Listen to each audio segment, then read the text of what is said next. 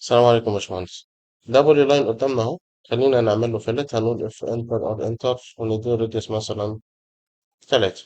نقول له انتر ما بين الخط ده والخط ده. طيب الخط ده انا عايز احوله لفيتشر لاين. هروح هنا على فيتشر لاين انا محدد عليه كده، اقول له كريت فيتشر لاين فروم اوبجكت. هنديله اسمه ونديله ستايل ونديله اليفيشن، والاليفيشن بشكل مؤقت هنخليه زيرو. هاجي اسلك هنا واقول له ايه elevation insert elevation point، سوري elevation editor.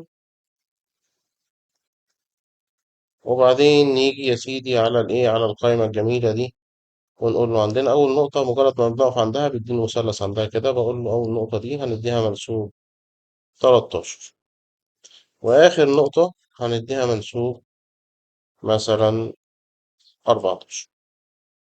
طيب أنا عايز أجيب النقطتين اللي في النص اللي بينهم دول بس، أروح مسلك هنا وأقول له شيفت وأسلك على آخر واحدة عشان يحدد لي عليهم كلهم. وأقول له إن أنا عايز آخد مناسيب النقطتين اللي في النص دول بكونستانت جريد، كمية ثابت ما بين النقطة دي والنقطة دي. واقول له اوكي. دلوقتي على طول هو راح قايل لي منسوب النقطة دي كذا ومنسوب النقطة دي كذا بشكل تلقائي. طيب انا عايز اكثف نقط بقى على الايه، على الخط ده وعلى الكيرف ده وعلى الخط ده، اديله نقط زيادة.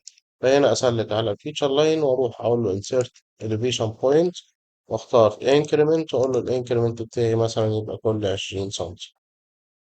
كل نقطة كل على بعد 20 سنتي راح مديني نقطة بمنسوب. لو أنا ضغطت كده وقلت له elevation editor مرة تانية، ألاقي كل النقط دي زادت معايا. وطبعا النقط الأساسية هتبقى واخدة شكل مثلث، والنقط اللي أنا أضفتها مؤخرا هتبقى بشكل الدايرة. يعني النقطة دي دايرة من النقط اللي أنا ضفتها مؤخرا.